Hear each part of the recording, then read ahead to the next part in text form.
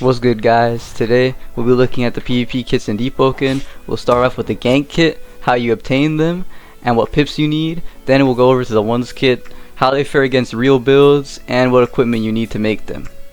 Starting off with the Gank Kit, as you can see, we got Prophet's Cloak on for extra monster damage to get those quick drop faster. We have 590 HP, 40 Fizz, 40 Elemental. The reason it's not doesn't say 40 is because we have a Prophet's Cloak on, obviously. Alright, now for the equipment pieces, we got Diver's Light Plate. As you can see, it has Drowned on. Without the Drowned, it's 21 HP, 8 Elemental, and 8 Physical.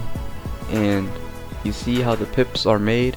All the green pips should be Physical or Elemental, and all the rare pips should be HP to maximize your kits. I'll put a little thing up to show how the conversion rates are. Alright, next up in the kit, we got Moonlit Earrings, that Azure Brown line, the standard stuff. We got our Parasol Planner. Now since this is a gank kit, I'm not going straight Fizz, as you can see with the plate. We're splitting the God pips into Elemental and Physical to get that 40 Elemental, 40 Fizz split. Parasol Planner is obviously the highest HP helmet in the game, so you're going to want to run this with a pretty good talent for ganks. Now for the boots, we will be running Star Boots, 30 HP, 10 Ether. The enchant is preference depending on your build, but it's better to run the HP boots on a gank build. Now for your rings, you have your utility rings, your 9 HP rings, the standard stuff, and you got your 13 HP confessors. Now on gank builds, I will say it's better to prioritize HP over posture. This is because in ganks, you're not going to really be blocking that much. You're going to be running around, spamming, trying to get as much damage in, so your block will not be getting hit that much.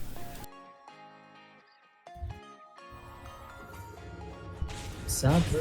I heard the ground got purged. Is that true? Bro, it got purged. The fucking people that active, bro. And this guy. Now we'll be moving over to the OneV1 Kit, bro. The most famous, most popular, the best kits in the game. So this is my top 50 build, and these are the stuff I have. So we're starting off with Black Diver. I prefer Black Diver over the other stuff because of the ether regen, and it's a lot easier to make. Overall though, it's better than stuff like Ignition Deep Delver and other armors like that on a build like this, although it is preference and depending on your build. Now for the arms, this is Bastion's Enmity. This is a little bit better than Diver's Light Plate, same pips, just has 1 extra posture. And for the pips on the Bastion's Enmity, you're going to be wanting to run all your God pips as Physical and all your rare pips as HP, as I explained in the ganking part. You get a lot more benefit from running this. I'll do a little pop-up again, just so you guys know. It's a lot more beneficial to run them in your Physical pips rather than your rare pips. You get this Bastion's Enmity from the Enmity boss, the world event in the depths, so you need some friends to help you get it, but it is definitely worth it. And if you're not willing for the risk, you can do helmets for the Diver's Light Plates. Here we have the Moonlit Earrings, Azure, Citadel. It's the same thing, just the basics. You already know, you don't need it. On this build, you have Parasol Planner too. It's the best helmet in the game, best HP, best everything. It's the same case for the Bastion's Enmity. You're gonna want to run your Physical pips and your God pips, and your HP pips and your rare pips. It's just way better, and you'll get a lot more benefit. Here I have the War Treasure Enmity. Now for 1v1 builds, posture is definitely needed, unlike gank builds. So running this 27 HP 1 posture boot, this will help you a lot in making your kits. Here we have the rings, the confessors. This is all the basic stuff that you need in your build. And in total we got 593 HP, 50 Fizz, 39 posture. And this is what probably the best PvP kit in the game looks like. Everything God roll, all the best equipment, and this is what you need in order to get a kit like this. And there's also this talent called Steel Scales, 3 Physical. It's kind of slept on. That's what pushes my slot over the 48 Fizz limit. It goes to 50 Fizz. Sorry, not limit, but it makes it go to 50 Fizz. So that's definitely a worthwhile pickup on your builds. There's also lots of posture talents and HP talents y'all might not know about. But yeah, that's what the best build in the game looks like.